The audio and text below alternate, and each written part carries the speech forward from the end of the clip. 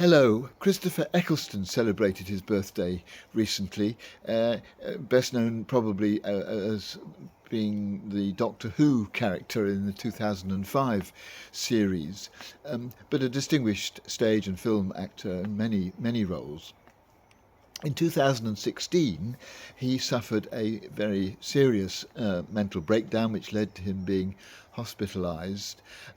And he describes how one of the things that helped him through that and continues to help him through it, he's still, he says, recovering from that,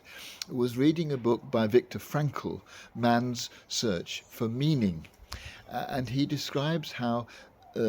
as a convinced atheist, he wasn't looking for any sort of ultimate meaning that would apply to all human beings, but more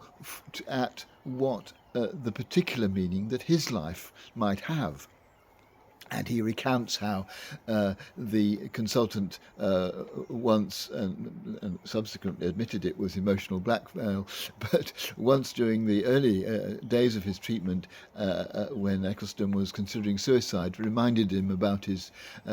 children, Albert and Esme, and how they would feel if he was to commit suicide. And this gave him a reason for not doing it. It gave him a meaning, a purpose in life. But although there are obvious things like that keep us going, I think what Eccleston is suggesting by referring to this book by Frankl is that there is a deeper meaning to our search for meaning, even though we don't looking for some sort of overarching meaning that applies to everybody. He quotes with very great approval some words of Viktor Frankl, which suggest that it's not that human beings should be looking at what they expect from life, but that we should be looking at what life expects from us. And what he's suggesting is that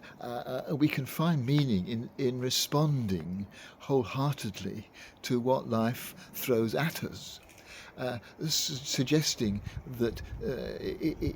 our particular individual meaning in life is to find our way through the different challenges that life puts in our path. And so I think for him it was very much a question of seeing how he could deal with his suffering, because if suffering is what life throws at you, then that is what you have to deal with, and your meaning for life comes through responding to that in as creative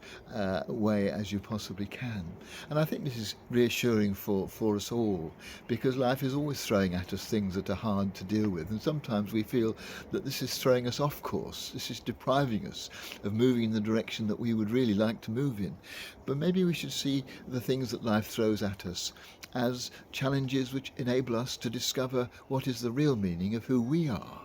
and learn to find, even in those challenges which we find difficult and unpleasant, some kind of purpose,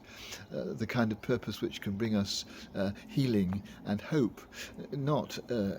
because we have the kind of severe depression which Eccleston had, which obviously requires more than just